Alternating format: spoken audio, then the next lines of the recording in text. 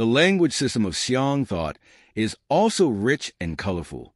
For example, the dots and lines of brush and ink, the transformation of colors, the charm of ink, and the great sound of soundlessness, which is a soundlessness that Lao Tzu talked. The largest Xiang form is formlessness, and the greatest sound is soundlessness.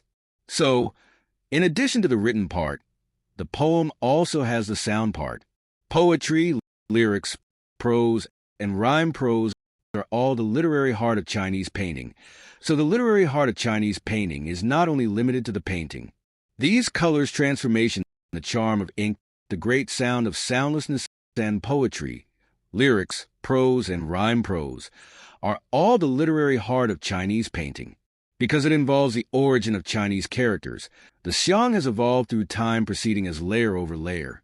Therefore, the Xiang also changes as layer over layer, which in turn involves the original sounds, vowels of the characters. When we talk about Chinese culture, we rarely pay attention to the original sound, vowel of a character.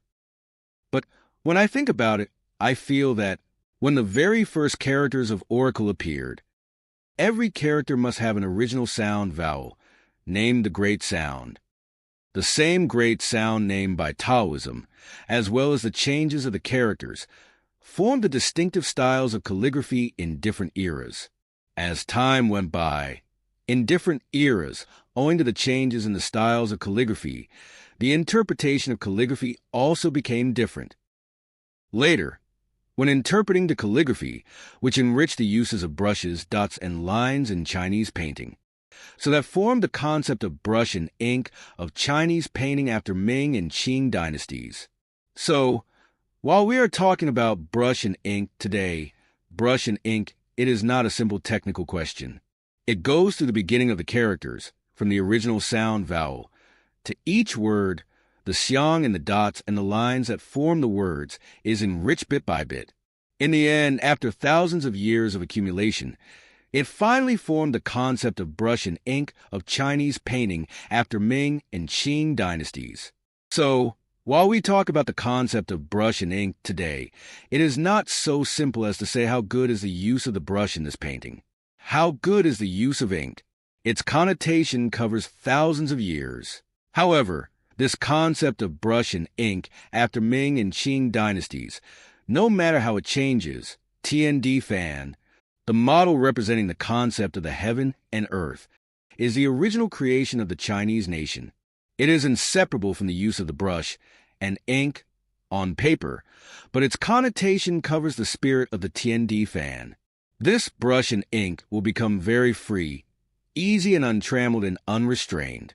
But it still has a rule of heaven and earth inside the picture of the painting. For what I have said so much before, to trace back the origins is a thought topic to interpret the inner beauty of Chinese painting. The thought topic of Chinese painting is through the rhythmic vitality or brush and ink. Anyone who studies Chinese painting knows that the rhythmic vitality is the first rule of the 6 rules for judging Chinese paintings proposed by Xie of the Southern Qi dynasty. The first sentence is that the painting must have rhythmic vitality. If the spirit or vigor is not in rhythmic mode, all the following rules will not reflect at all. The rhythmic vitality and the brush and ink mutually melt together is embodied in all aspects, and the rhythmic vitality is the soul of Chinese painting. The concept of brush and ink of Chinese painting is the most important subject for interpreting the rhythmic vitality.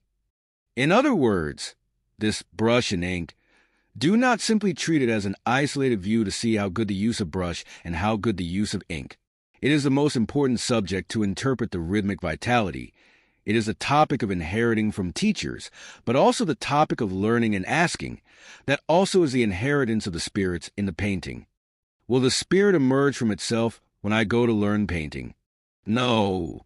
It must be from the fields of cultures, and it must have an inheriting relationship from teachers. This is my understanding of the inheritance from the teacher, that is, the inheritance of the spirits in the painting.